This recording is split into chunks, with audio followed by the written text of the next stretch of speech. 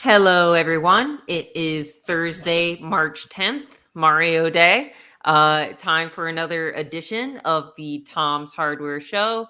Thank you for joining us as always. Today, we're talking about all of the stuff that Apple announced earlier this week, including the new M1 Ultra desktop chip, the Mac Studio, which is I think it's like a Mac Mini on I don't want to say steroids. It's so lazy.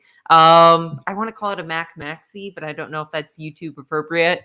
And we're also going to talk about the Studio Display, which is the new monitor that goes with the Mac Maxi.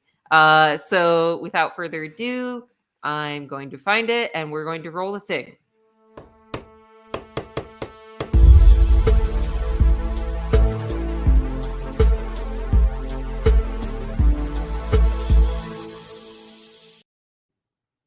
So hello, everyone. Again, this is Michelle Ehrhardt.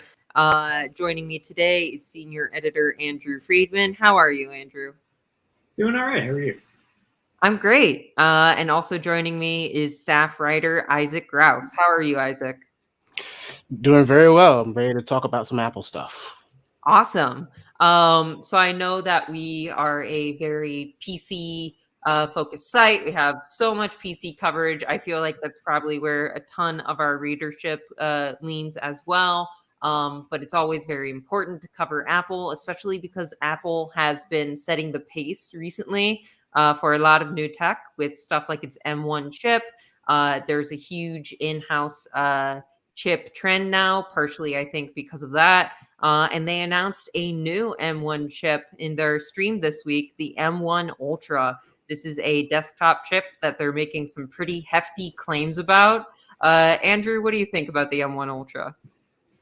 Sure. So I'm pretty curious about it. And for those who didn't see Apple's presentation, the M1 Ultra is effectively two M1 Maxes sort of fused together. They call it their Ultra Fusion architecture, in that they have connected two of them. And you can get real deep into how that works, but the effective version of it is it's two M1 Maxes. In fact, I'm a little confused by that. I feel like I actually M1 Ultra should have been the Max. Like, which one's the Max? I actually have a photo pulled up over here. So you can see the base M1, the M1 Pro, the M1 Max, and now that they're wearing the Potara earrings, they've done the fusion dance. This is just two M1 Maxes together. Right. And so yeah, go ahead, Evan. No, I was just gonna go right along with that with the naming scheme. It's kind of the naming scheme is kind of weird, but it's trying to fit in this kind of weird ecosystem of naming schemes that Apple has with other products. But it feels like you guys were saying, like it's M1 is Super Saiyan, and then you have all these before stages before you get to Super Saiyan 2. Ultra is definitely like a very like hyper aggressive, like kind of razor name. It's not something that I'd expect from like Apple's sleek thing, but I know we were talking in the office yesterday about like the M1 Max versus the M1 Ultra, right, Andrew? Yeah. I mean, and to be fair, like this is pretty ultra. They're bumping it up to, I think, up to 20-core CPU and 64-core GPU. So for Apple's tech, this is a pretty big deal. It's also the first processor they're putting exclusively in a desktop, at least for now. Like we haven't seen a laptop, so it's, there's a lot riding on this in terms of like how can they make desktop performances. This isn't the Mac Studio, which they announced it in, isn't the Mac Pro. But I think a lot of people are going to look at the Mac Studio and say, okay, how can M1 handle desktop workloads? So right. There's going to be a lot of eyes.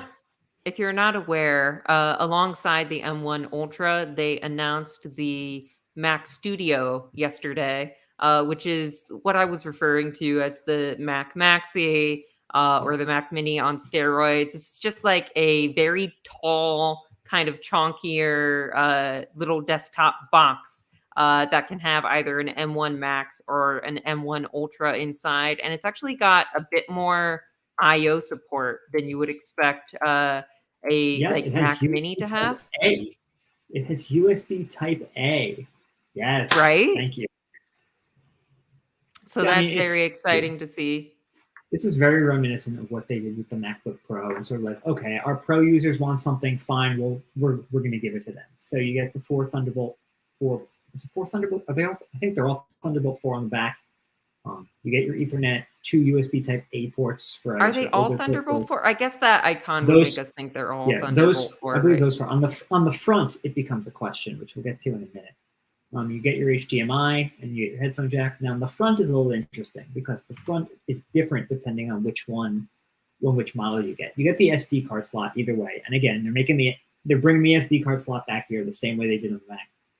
Good to see. I kind of wish they brought Type A back on the Mac too, but here we are. Those are Thunderbolt 4 if you get the M1 Ultra. If you get the base level M1 Max version, they're USB Type-C. So there is a lot of supposed power with this thing that we'll get into in a moment, but I want to focus on the M1 charts before we get to that, because Apple's made some pretty big claims about the M1 Ultra. You can sort of see, obviously this is very zhuzhed up, but what the chip looks like here. And then they also showed some charts during their stream, which power consumption versus a PC desktop, not a lot of specific specs there. But this is the thing that I really wanted to get into in this stream and why I decided to launch right into the M1 when we started talking, which is, they highlight,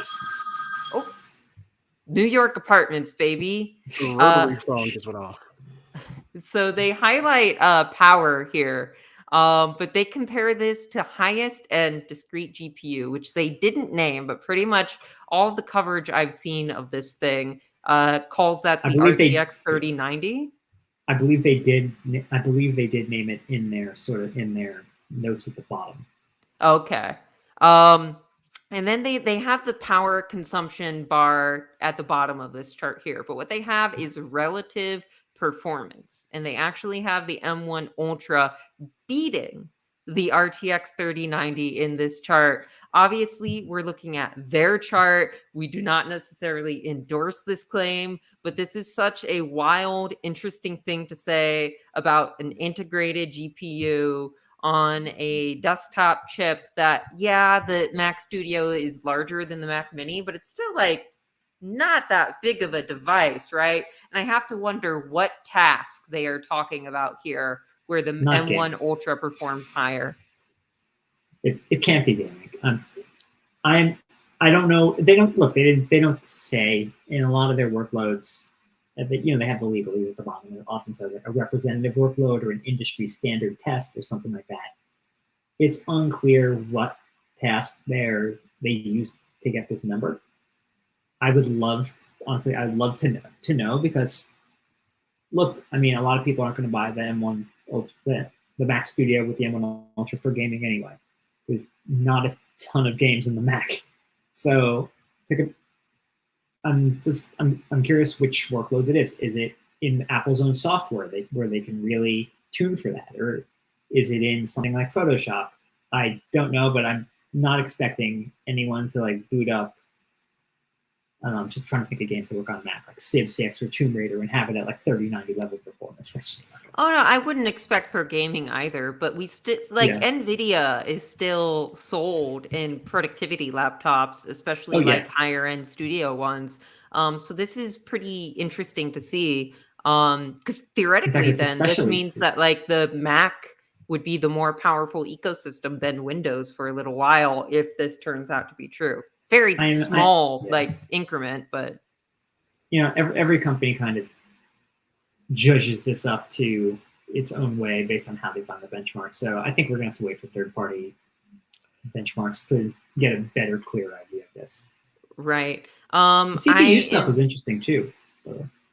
Oh, sorry, go on. So the CPU stuff you had pointed out.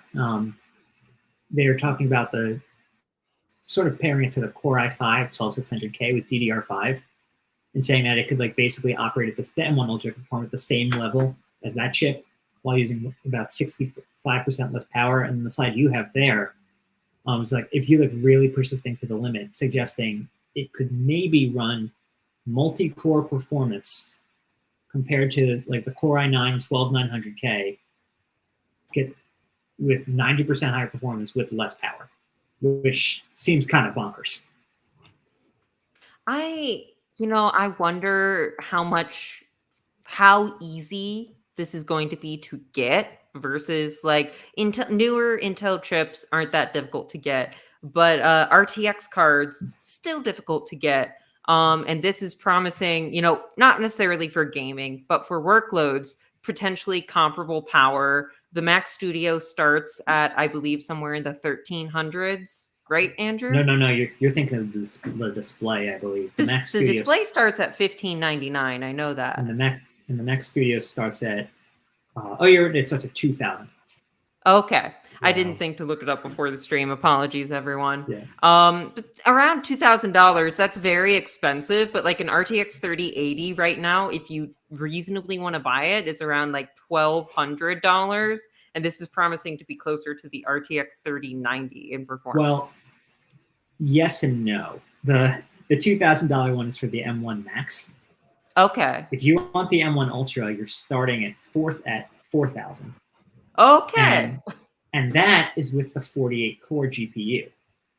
So if you have to pay more if you want to get the full 64 core GPU, at which point you're talking a minimum of 5,000, and that's with 64 gigabytes of memory. If you want to push it to give 128 gigabytes of memory, now you're talking like 5,800. And then plus you could add storage. So I don't have it up in front of me which specific configuration they used to compare. If it was I imagine it was the 64 core, but how much memory they gave. But a lot of that's going to factor into this as well as the workload. So Andrew is our sort of relative Apple expert. So he's knows a lot more than I do on this particular topic. But like Andrew, that's pretty expensive. I understand this is probably aimed towards enterprises, maybe freelance, but fairly like stable video or audio professionals. And then like the major Mac heads who don't care how much things cost. What do you think about that sort of pricing and power versus Mac's previous devices, especially given that we didn't see any laptops announced yet during the stream, and we're not going to be seeing a 27-inch iMac coming out? Yeah, I mean that's an expensive price. The M1 Ultra is too much power for most people. I mean, frankly, like. We haven't tested it. We haven't seen third-party benchmarks, so I don't want to go out there and like make performance claims because all I've seen are apples. But the people who are paying that much power, I'm sure they're paying a bit of an Apple premium. You often do. But yeah, like you said, this is for people who are working like Disney Pixar level type of stuff. These are people who are doing animating or 4K or 8K video editing, really high level tasks. And the faster if you're doing that in a professional capacity, the faster you can churn that out, the faster your render times, things like that, the more money you save, and it pays for itself over time. So if this is happening in enterprise or for freelancers who do this for a living, those prices may make sense for those individuals. So, I mean, hard to say exactly what the difference is. We're going to see. I'm very curious what the M1 Max difference is going to be versus what you see in the 16-inch MacBook Pro. All of this is very preliminary discussion. The one thing that does bother me a little bit is when they announced the M1 Max, that felt to me like, okay, that's it. That's the highest M1 we're going to see. The next thing is going to be the M2. So if I bought an M1 Max device a few months ago and now we're seeing the M1 Ultra, and I'm one of those people where money is no object, I'm going to feel maybe a little bit miffed, especially given the name M1 Max makes it feel like this is the top M1. Yeah, I mean, it does, but that's also tough. I mean, look, Apple has a whole Mac lineup. I mean, this is a new Mac, right? This is, I don't want to say it's a rarity, but we haven't seen something like this in a bit. They've been switching away from Intel to Apple Silicon. But then there are a couple Intel Macs still around, and they're largely now in the Mac Pro. And they hinted, this is not the new Mac Pro. The Mac Pro is still coming. So there is likely something there will be something more powerful than this. Are they going to call it M1? I don't know. We can guess on their branding. Maybe they won't do it until M2. Maybe they'll have a new brand for it entirely. Do you think we might see an M1 Ultra Mac Pro, and maybe it'll be cheaper than like fitting it into this tiny little box? will it be cheaper? Mac Pro, I doubt it'll be cheaper. Maybe just a little But bit cheaper, just because it's like a more standard desktop format. Is my only you know, thought, but I mean, it's. I feel like we're getting a little bit ahead of ourselves in that case. And that the current Mac Pro is built like a PC. It's got a motherboard and an Intel socketed Intel chip, and you could add RAM and storage. That's going to go away with M1 probably, unless they come up with a new format for that. The M1 all the way through M1 Ultra is a system on a chip. You have the processor, the graphics, and the RAM, and the neural engine all onto one thing, all on one thing. I mean, you're not really able to replace any of that, at least in these systems. So on a Mac Pro later on, maybe they'll come up with a way to do that, but putting the RAM somewhere else, for instance, would absolutely sort of go against what they've done so far with M1. great. As for you saying, Oh, sorry, I was going to ask Isaac if he had any thoughts. Oh no, go for it, Isaac. No, I was just gonna mention. I think I saw a tweet from Marquise Brownlee saying like a maxed out Mac Studio with a M1 Ultra at 8 terabytes of SSD is like $8,000. Yep. And that's like, if you're gonna ask me what I thought about the show, like it's great. It's like, it's a crazy mashing of like two chips into one, but I'm not in this market at all. I don't have a crazy expense account or anything like that. And I feel like it's crazy for folks who invested in the Macs and all these products under the Macs. And now it's like, oh God, what is it? A year later, maybe less. It's like a whole new family of, a whole new chip comes out extremely stronger. And now if you invest in this, like you said, you have to worry about a year later, they're going to come out with an even stronger, possibly. But that's always the case with these devices, though. That's always the case. I will say the Macs came out in the MacBook Pro. This is a desktop, so I kind of don't like. I mean, there are some people who specifically use their laptops as their desktops, but there is no M1 Ultra for a laptop, right? So in a way, they're kind of addressing two different markets. There's the at home, I want a small PC for my desk market, and there's the I want to be able to take this portable market. The M1 Ultra is not going with you unless you're taking this whole thing and a monitor with you. So maybe there are some people who looked at that on that, but they got a laptop. It's kind of a different thing. It seems like you're breaking up a little bit, Andrew. Apologies for that, everyone. That's the thing with doing this live. We do have a comment that I think no worries. We do have a comment. Reminder, feel free to drop your comments in whatever platform you're using, and we'll address them throughout the show. So Suraj Agarwal, apologies if I butchered that name, says that's a sick update. I assume 2 Mac Pro TBH. There are some pretty impressive specs listed here. I moved over to the Mac Studio side just because there's only so much we can glean from the M1 Ultra's, very proprietary, very specific charts. This has specs also that we'll have to test on our own. Some of these things, like storage transfer rate or bandwidth. But these are some pretty big claims. What do you think, Andrew? I mean, typically text, like the things like memory bandwidth, they're typically true. Like, and I mean, that's sort of across the board, those types of things. I mean, those go through legal, right? So they're typically pretty close to true in that case. Okay, so now, when you get to things like those slides comparing performance, there are things that can sort of be fudged, but these pure text backs, like they're a little less fungible. So I bring this up because I'm curious what you think, because I know you were pretty disappointed that they didn't announce a new laptop during the stream, and I was wondering what you would sort of want from a new Mac, given that they have an M1 Max MacBook Pro, right? I mean, so like, what sort of specs are you looking for there? I mean, I don't think they need to they can put this in a laptop if they want, but it's going to be the stick, look, I was looking for a laptop, but that's because I need a laptop in my life. I want lots of options to choose from.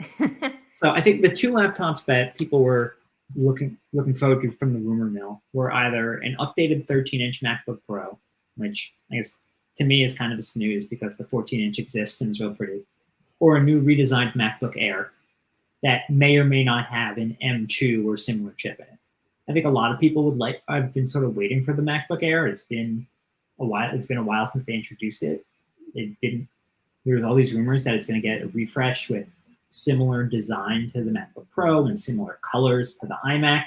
I think colors on the MacBook Air would probably sell like hotcakes. Just like you did walk around like your purple or your yellow or your green. Like it's been a while since Apple's done color outside of the phone, and then they did it on the iMac, and that excited a lot of people.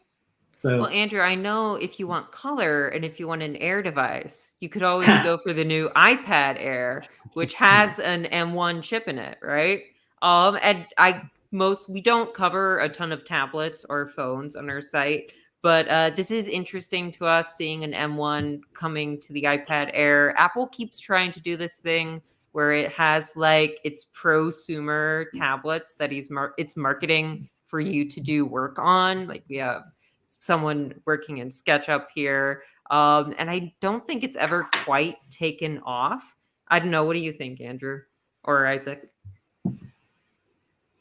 Yeah, when I looked at this, I was like, oh wow, yeah, I'm for sure never upgrading from my iPad 6th generation, because all I really use these for are like essentially e-readers. Like I understand that it has its place with like, you know, artists and illustrators and so on and so forth, but I have a lot of artists and illustrator friends who either one can't use this because they can't afford it, or two already have their own systems, their own laptops that perform similar functions.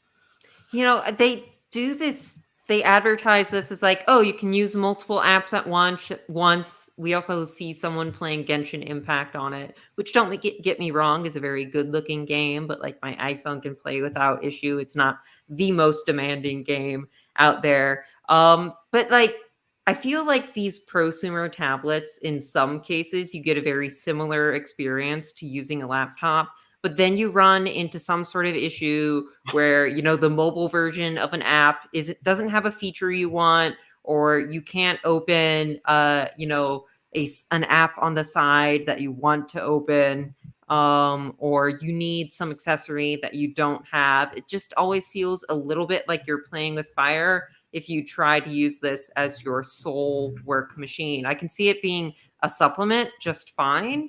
But that at that point, do you really need something as powerful as an M1? Maybe not, especially because I know a lot of illustrators, like drawing on a tablet is fine for like a casual user, but if it's your job, you might want something with a bit more features and a bit more precision, like a Wacom or whatever that can sense pressure and the like, right? It's interesting that you're calling this prosumer, because the iPad Air is like very much It's more casual, but I feel like just this thing is being marketed as more of like a give this to your kid to take to college with them, and this is the only thing they'll need device. I mean, okay, the give it to your kid is the $329 entry level iPad that still uses chips. They're a little dated. Well, I don't mean like a 10-year-old. I mean like an 18-year-old or whatever. I was surprised to see the M1 go into the iPad Air. I mean, we saw the iPad Air or the iPad Pro get the M1. And even to me at the time, I was kind of surprised, because I think for a lot of people, that's more power than an iPad needs. So to see that trickle down into the iPad Air was actually kind of shocking. I mean, what it likely means is that it'll get updates for a long time, which is great. But yeah, I mean, it was kind of surprising. I mean, as for working on it, I wouldn't do it. I like tinkering with things. I know, Isaac, Michelle, you like tinkering with things. There are some, I know people personally who like to use their iPads for everything. They use the keyboard like that. I am not there yet. But there are some cool things they've added for people who use both. I think using both is probably the more likely thing, like being all in on the Apple ecosystem. Right. Mm-hmm. You know, they added, and I'm blanking all of a sudden on the name, but a universal controller, right? This idea that you could drag something, like draw something on your Mac, or on your iPad, save the file, then drag it using your mouse from your Mac or from your iPad back to your Mac or vice versa, and be able to really fuse those things together. So I think that's a cool use of it. I'm not sure I would invest whole in on the ecosystem. You are getting a nice, I will say with the M1, you're getting a nice upgrade in power. I'm curious how that will affect battery life on the Air. That's very true also, especially because it's a smaller device overall, right? Oh yeah, it's smaller, thinner. Cool. So, sorry. So basically, I feel like the only issue with this is like, if you're going to get the most use out of it, like you said, you're probably going to need to have another Apple device.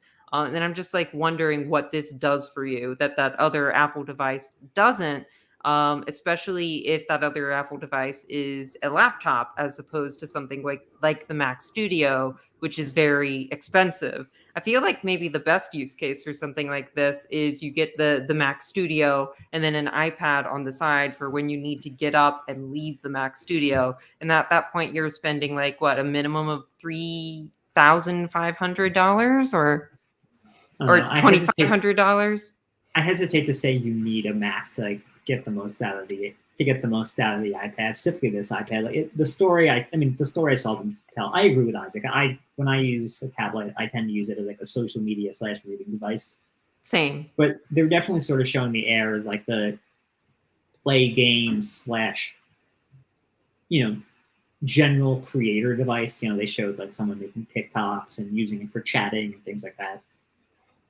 I think that's totally fair. I mean, like when the iPad came out, everyone made fun of it. They're like, this has no use cases, and now it's taken over the world. So maybe I'm being too much of a fuddy-duddy here. I just feel like with these new M1 iPads, Apple is trying to like make fetch happen in a way and make people work pretty much solely from their iPad, which isn't something that I personally would feel comfortable doing. But perhaps the more they normalize this, the more adoption we'll see, and maybe I'll be proven wrong.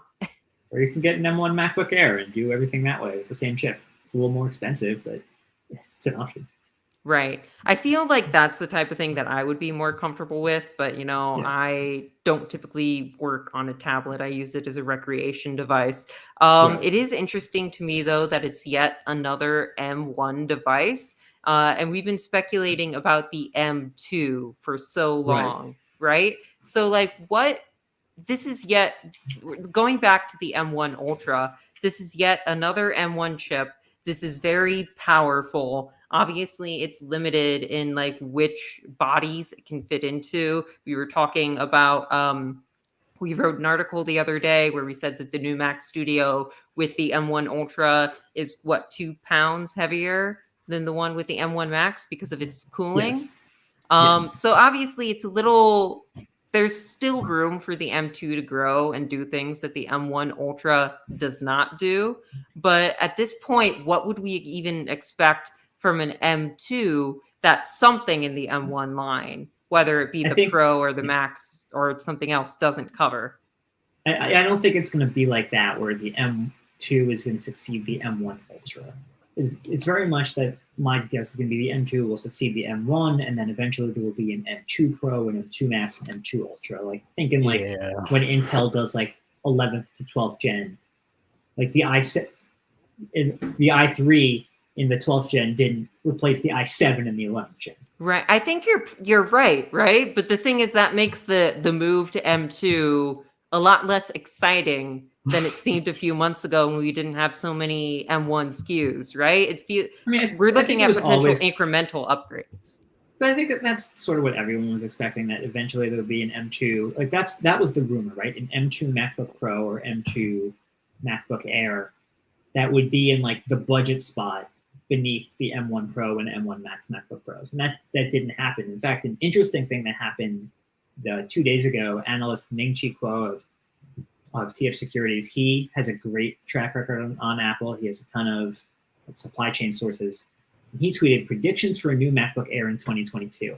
And one of them was an M1 chip. suggesting that they might do the full redesign around the M1, suggesting M1 might have a really long shelf life ahead of it, even as M2 comes out. They may end up going cross generation. Who knows? Right. I think that's probably not that unlikely. And it's not something that I would have expected to see back when the M1 was the only in-house chip and all the speculation was saying M2 as opposed to, M1 plus, M1 plus plus, M1 plus plus plus. But they did announce one other device that I do want to cover before we start moving into viewer questions. And this is the only device that we're talking about right now that does not have an M1 chip inside, but it does have an Apple chip. It has an A13 Bionic. This is the studio display monitor that they announced, which I think is especially interesting because it's 27 inches. You can see this is a marketing photo. They show it next to the Mac Studio. They do not have a 27-inch M1 iMac coming out. So this is, for now, until potential future devices, this is your 27-inch Mac desktop ecosystem solution, is to buy two different devices, which is not that, uncommon for us in the PC space, but these are both very expensive, very proprietary devices. And part of what, Apple sells itself on is its convenience, and this is not an all-in-one. Granted, you don't have to use the Apple monitor with the Mac Studio, but it does have the A13 Bionic chip, which I bring up because it has integration with Mac OS. Not the most impressive integration, but it does mean it has features like Center Stage, which kind of works like NVIDIA Broadcast, where it keeps you in the center of the camera. It has spatial audio using its 6 speakers that it comes with. Otherwise, it is still a very nice monitor. It is selling itself as 5K, which is another K. We love to see more Ks. I love that for them. It has a Retina display, which is always not the first time we've seen it in a desktop device, but I always associate that in my brain with laptops. So it's interesting to see that outside of it. And then it has very impressive specs otherwise, but also some issues with add-ons, which we'll get into later. But I've been talking for a little while. Thoughts on the studio display, Andrew or Isaac? I think the studio, it's an interesting choice to go with, to pair it there. But I think they announced those because they're both studio and they both sort of came out at the same time. There are plenty of other photos of it with the Mac Mini, the MacBook Pro, I think the MacBook Air is actually one of them. So you could use this with something else. You could. I think there are definitely a lot of people disappointed there's not like an iMac Pro that's 27 inches. I think it's still rumored that it may exist at some point. To some, this might. Oh, go on. Sorry. To some, this might be. I mean, this is a lot more money, right? To get this 5K display and then to buy another computer. I mean, no one's making you get the Mac Studio. In the long run, it may end up like if you're buying a 5K display now, like you're not going to get something cheap. Period. Apples are expensive. In a way, it creates a little less waste in that you can keep swapping out just the computer as opposed to throwing an entire monitor away each time. So in that way, you could say it's an investment, but it's, it is a lot for a monitor. You don't have to get this monitor. A lot of people will say, I got my Mac Studio, but I need to have the studio display. So I hope for the sake of the people who do want it, that they do create that. But I mean, otherwise, there have been people clamoring for an Apple display that is not $5,000 like the XDR display currently is. So this is actually the more affordable one to a lot of people. Right. It starts at $15.99, which is still, my PC user brain reads that as being very, very expensive for a monitor. And then it can get more expensive. So it comes with a nano texture glass option, which basically means this is something you use to reduce screen glare. That costs $300 to add on. And then the big thing that I think is maybe a little beyond the pale for me is it comes with a tilt adjustable stand by default. Let me actually swap photos here. Oh, sorry? So at least it comes with a stand. At least when it the comes with a XDR stand. It's display- also VESA mountable by default, which is good. Right. Like we said, we're comparing to the XDR, it's decent, but comparing to other non-Apple monitors. So it comes with tilt adjustability by default. You can tilt it up to 30 degrees out. But for an extra $400, you can make it height adjustable with this tiny little bar here that's supposed to make it feel weightless. That feels like a lot to me. Isaac, I know I got a reaction from you there. Well, I mean, that's what Apple does, right? Wasn't there a bunch of like, I forget what product it was. It was like I think it was a microfiber cloth. That was just an exorbitant amount of money that people were like, what? I think it was like $10. Something. It was something weird, but it was way more expensive than it had any reason to be, just to get it. I like this display a lot. I like Andrew said, this is like super an investment. It's the only display you would ever need for a long time going forward, I feel like. The only issue I have, sorry, I don't mean to cut you off. Go ahead. The only issue I have with it is it does pretty much everything that our best monitors that we tend to recommend do. You can also mount it portrait style. I don't have a photo for that here, but going back to the specs, obviously we can't endorse this because we haven't tested it ourselves. You know, it's claiming 1 billion colors, 600 nits of brightness. Those are very high specs, even amongst what we tend to consider the best. It's got 3 USB-C ports. It's also got 1 Thunderbolt 4 port, which you can use to like charge your device as you use it. So you don't have to like plug it into a wall. You just plug it into your monitor, which is kind of nice. And then, 6 speakers, which I think translates to 4 tweeters and 2 woofers. Woofer for bass, tweeter for higher frequencies is pretty nice, especially when it comes with built-in virtual surround sound. Those are all things you can do on Windows as well. They do get pretty expensive on Windows too. Maybe not up to $15.99 or $22.99 if you add on everything, but decently expensive. And then the big thing is 5K. Which is something that like even the best Windows monitors, there are 8K ones out there, but 4K is still seen as like the primo right now.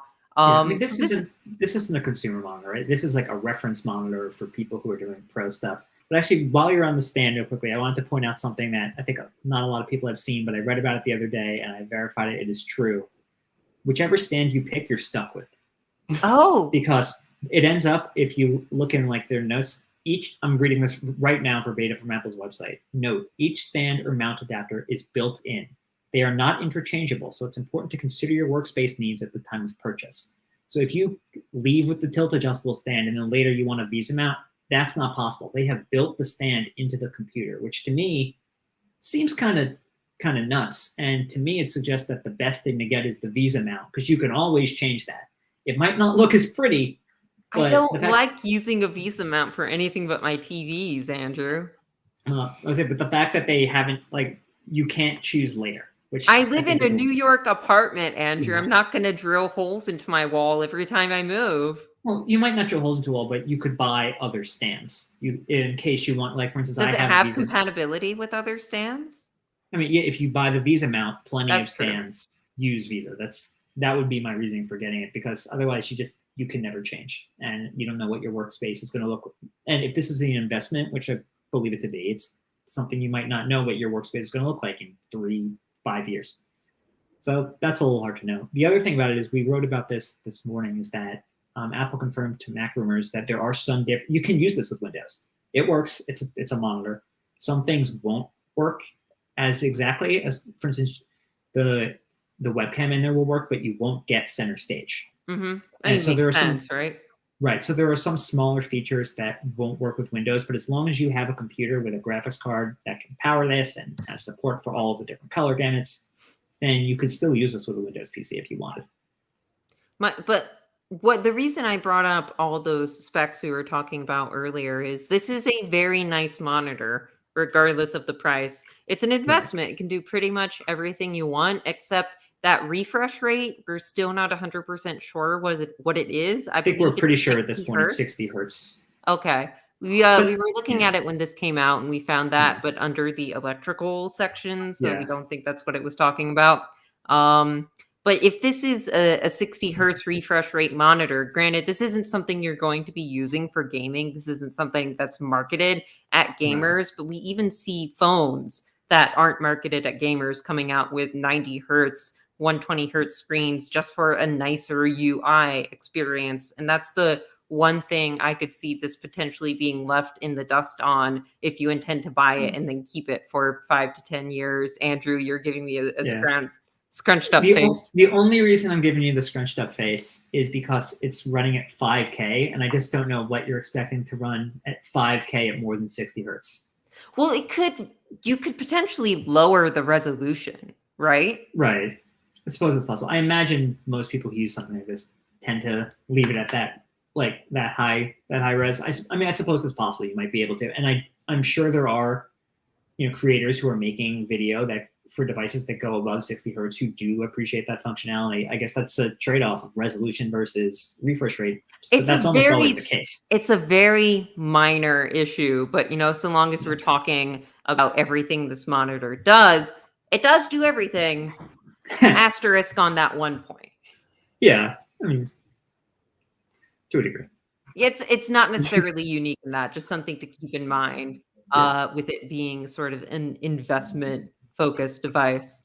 Isaac, any thoughts on the studio display before we move on? I was going to bring up the fact that it has the A13 Bionic chip and that it was going to power. If I was wondering if it would power on a Windows device, but Andrew let me know it won't. So now I'm thoroughly disappointed in the product. Yeah, you have your Windows PC to your right that you've built yourself, and you're probably not going to abandon that for a bit, right, Isaac? Yeah, it's if you're not under the Apple ecosystem, it's very hard to make bounds to leap into it. Right. And that's not necessarily a bad thing. Apple is known for being a kind of closed garden company, and people who are bought in really like it. I know I've been sounding a lot more pessimistic throughout this stream than my co-hosts, but that's fine. That's a multitude of opinions, right? Something like the new iPad Air doesn't seem super exciting to me because it's not going to integrate with my PC ecosystem a ton, and it's not something that I'm going to get any new use out of on its own that I don't already get out of my existing iPad, because I just use my iPad for comics, right? But you're not going to buy an M1 for comics, so what am I even talking about? But like Isaac said, with this monitor and his PC, it's just a little more difficult to mix and match pieces of the Apple ecosystem into something else, unless you're fully bought in. But this was definitely a very enterprise and high-end professional focused stream. The one good thing about it working with Windows that's good is I think if you're using this for studio grade work, you might work or even have multiple devices, right? You might use Macs or something with Windows for others. So the ability to be flexible is good. One thing that I actually do want to comment on, and this means nothing because they didn't provide any benchmarks, but they mentioned studio quality mics. I have never seen something with built-in mics that's worth recording off of. Maybe that's the different. 16-inch MacBook Pro had similar claims, and they have anecdotally those have pretty good mics, but I don't think anyone's going to necessarily. I think that's more a brag about how good their mics are compared to other inbuilt mics than to having, something. Right. You see Isaac's got his mic on a boom arm. I feel like that's I'm going to be a more constantly impressive setup. I feel like I'm constantly getting the rug pulled out from me during this stream, because I was just talking about, this was an enterprise focused stream. And then they market these mics as being these are going to be enterprise level. They're probably not going to be, right? So it's a bit of a mix of casual and I like that they have professional stuff here. I like that it has mics at all, honestly. I do. Don't. So the fact that because some monitors don't even have speakers. The idea that I could in theory use it for a video call is nice. But I'm sure if you're presenting like one is here, you probably want to have a fancy setup like Isaac does. It's not an all-in-one to the level that something like an iMac is, but they still do Apple still does make convenience a lot of its its image, and this already comes with an ultra wide webcam and speakers used in. So having to use another device, separate device to be your microphone would kind of ruin that seamlessness a little bit that they always love to go for. Yeah, right. If I'm buying this, I want it to be my everything. I don't want to have to go and buy like I worry about like having studio speakers, or I have to worry about my camera not fully being able to function if I don't have the necessary like Apple products. So we have a comment here saying this is not enterprise or casual. It's studio for content creators from Javier Perea. I think that's right. When I say enterprise, I mean like I wouldn't be surprised if Pixar is buying these for its animators. I wouldn't be surprised if Disney is buying this for its animators. What I basically mean is like the cost here is so high that I assume a lot of the customers are going to have someone else paying for it for them, some company or something. Although there are definitely like freelance audio engineers or 3D animators that run basically businesses of their own that could afford and would like to get something like this. I will say I did see a surprising number of receipts being posted on Twitter the other day. Like, look, I got one. Apple's finally making the less than $5,000 monitors. So some people just have a lot of money to burn. So they may do it. I think if you're an influencer, this is also like, I know we're talking about influencers and YouTubers, and like some people don't like to get into that idea, but like if this is a business to yours, if you're a creative, yeah, absolutely. I don't think you're going to see this at IBM, like on every desk, or at like Johnson & Johnson on every desk. Right. But like a more creative company, there are some companies that are built into the Mac ecosystem, and this is your desktop level upgrade for that. If that is your company, usually that company isn't a Johnson & Johnson or something like that. But I could see like a few Silicon Valley companies, upgrading to a fleet of Mac Studios, perhaps. But like Andrew said, you also do have those individual diehards who, maybe they're YouTube content creators. Maybe they are just really big Mac fans. I know someone who is a programmer who loves Macs, who bought like a $5,000, coffee shop espresso machine for his home kitchen, who probably wouldn't balk at buying something like this. That doesn't necessarily mean that it's a personal level device, though. Right. Andrew, I think you're muted. I am, but I wasn't saying anything. Oh, sorry. So the reason is because I do have a question for you and Isaac that I want to bring up, which is we're talking about this stream either focusing on this, maybe not enterprise, maybe I'm a bit mistaken in saying that, but this very high-end gear or this lower end, still M1 casual gear like the iPad Air. What are you disappointed maybe that they didn't show that you were hoping they would show? I mean, that's tough. The rumors always go around. And like, I like seeing the new laptops. I was hoping that, it's been a while since they introduced M1 and they had the Mac Mini and the Pro and the Air. And I would have liked to see those refreshed. I think we still have plenty of opportunities this year. WWDC, Apple's developer conference, is probably going to happen around the same time in June. It usually does. I'm sure something will be announced there, whether it's silicon or hardware. So there's always typically an October event. I was surprised to see nothing on the mobile side, but we also did just get some big updates in the fall. And they may want to keep something like the MacBook Air, which is more likely to be. We did see the iPhone SE coming out. Yeah. Right. Yeah, I mean, everybody's but I mean, something like the MacBook Air is probably going to be a volume seller in the fall, like as people go back to schools or like for holiday gifts. So I imagine that's why they do that. The SE is interesting. It's an iPhone 8 effectively with the iPhone 13's chip in it. And it looks gross. It's green. I don't like the green. You can get it in not green. I just wanted to make an excuse. I'm ripping my case off right now. Ripping it off. But as someone with The green iPhone 11. I take umbrage with that. As someone with the stylish red iPhone 11, I'm happy to have a phone that looks good no matter what, except for the transparent case that's all Mine's also scratched in the up because it's transparent the case. only way to actually see the phone's color. So Okay. phone color is Isaac's kind like, of moot. Yeah, We Isaac's all like, have- I've got MagSafe. You eat it.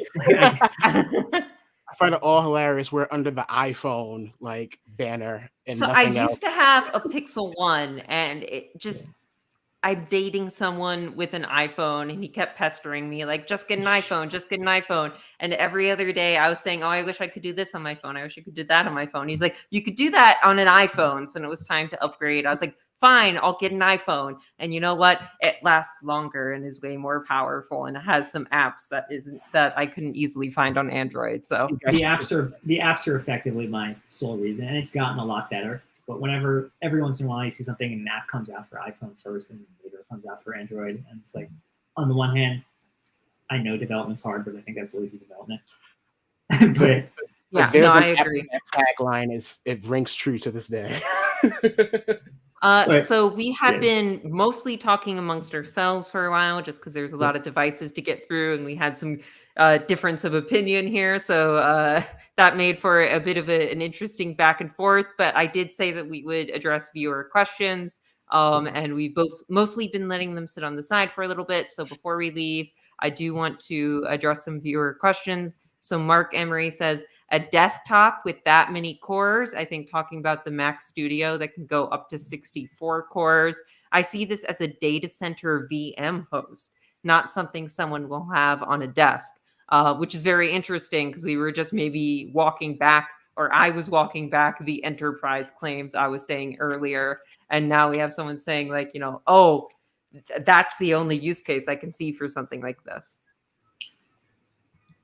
I mean, yes, goes up to the 20, and those are maximums, right? The 20-core CPU, 64-core GPU. I believe those are with the Ultra. With the Max, you can get it cheaper, starting at 2,000, and with even fewer cores. I'm trying to pull it up right now to make sure I have the right number. Yeah, you can start it at a 10-core CPU and a 24-core GPU. The question disappeared. Let me see if I can. Oh, sorry. Isaac, it sounds like you have the ice cream man outside. One nice day in New York. It's definitely designed for a desk. I mean, it's definitely bigger than the Mac Mini when you look at even in Apple's own pictures. Like the height absolutely adds something. But I mean, this runs Mac OS. A lot of people love Mac OS for creative applications. I mean, not that there's anything it inherently can do that Windows can't do other than Apple's applications. Right. The reason I Mac think OS does use cores differently in some ways. The reason I think this question is interesting is we have someone saying, being a 3D artist in India, if this can replace my Threadripper 32-core desktop, I would honestly replace it in a moment. Like we were saying, I don't think we're going to see the Mac Studio become like a new industry standard in like, hardcore processing heavy environments over like more artistic environments. I think that artistic environment is who it's being sold to the most. But this is still a powerful machine. We saw new tests coming out yesterday that were comparing it to the Threadripper. And if you like Mac OS or can deal with Mac OS, that does make this another option in that power level.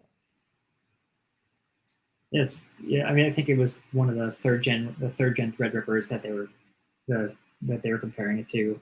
And granted, that was one leak benchmark. I think we got to wait and see more benchmarks to get a better idea.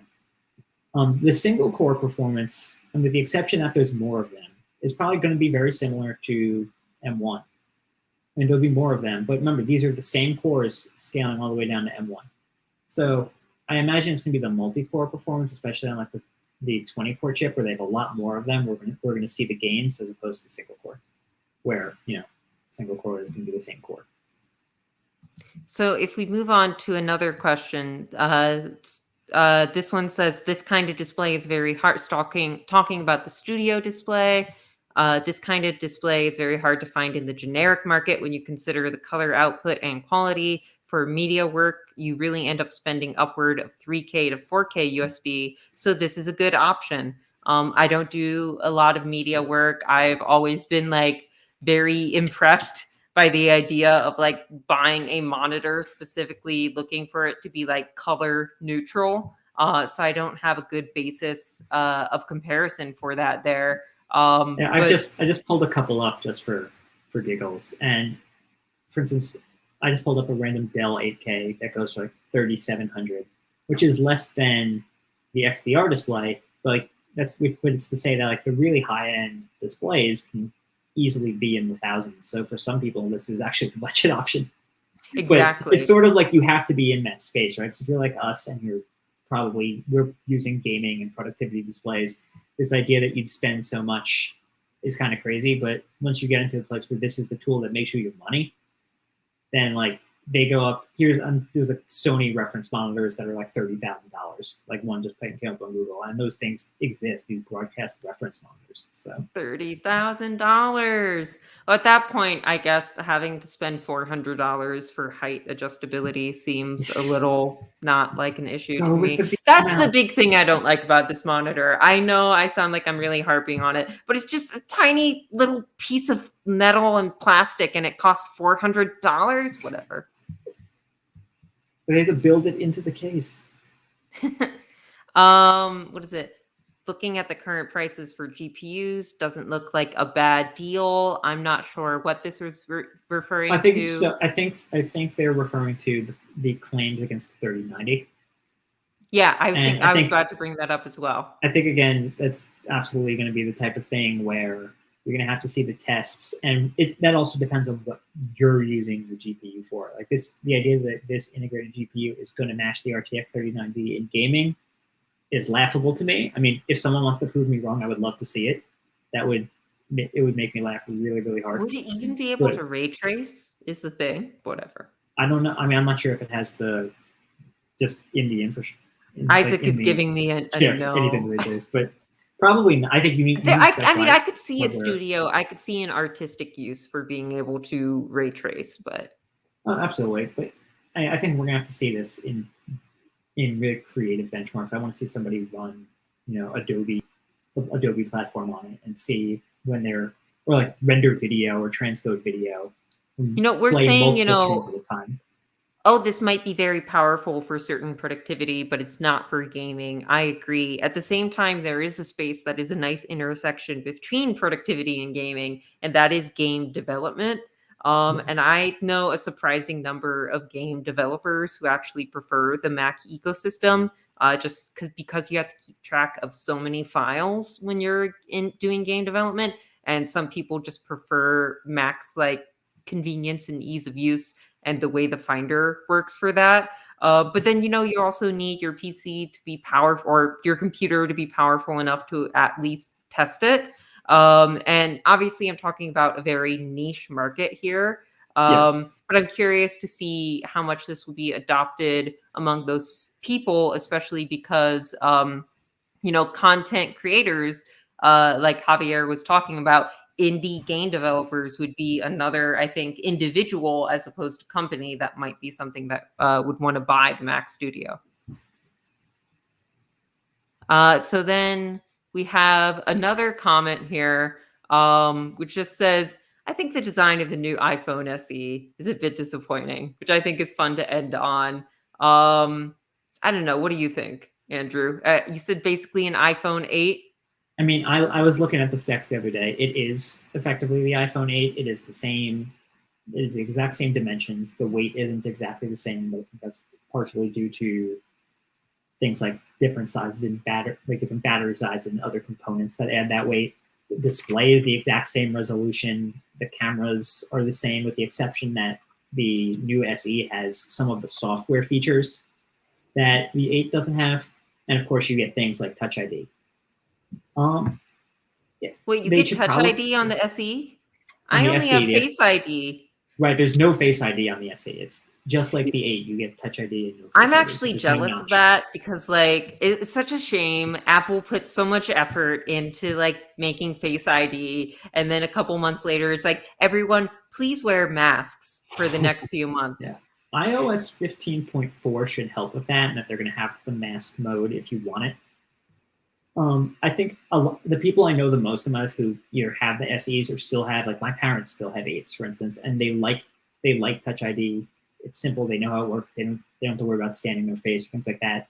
And when you update, you kind of have to relearn your muscle memory.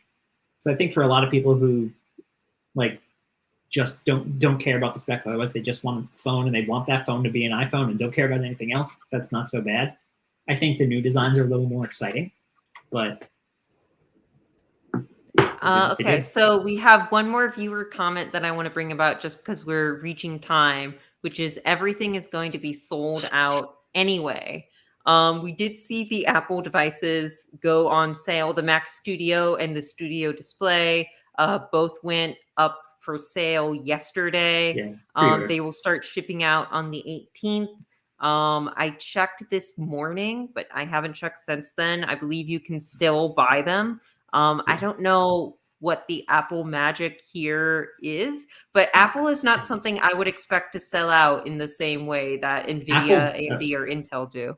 Apple does sell out. What Apple does, and I don't understand why anybody else can't do this, is that they will take your money and tell you this is probably when you'll get your product. That's what Steam is doing. No, go on. Yeah, I mean, that's sort of what Steam is doing. Yeah, I think Apple has it down to a bit more of a science, but they, for the longest time, will take your money. And like, if you go to, I have the Studio Display page open right now, right? And if you get the standard one with the standard glass and the regular stand, you could order it today. And while it's shipping starting on March 18th, it's back ordered to April 1st. But they will take my money. They're not going to tell me to go away like so many other sites do.